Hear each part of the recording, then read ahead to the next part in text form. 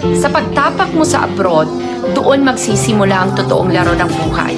Walang madali, malayo sa pamilya, walang kasangga sa umpisa at bawat sentimo pinaghihirapan.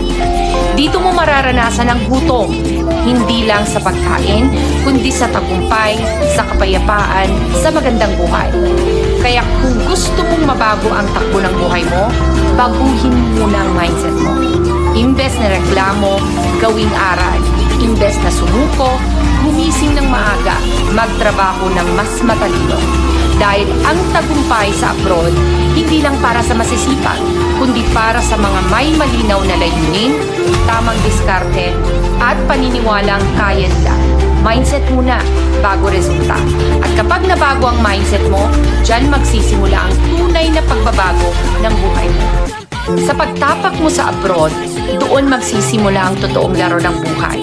Walang madali, malayo sa pamilya, walang kasangga sa umpisa at bawat sentimo pinaghihirapan.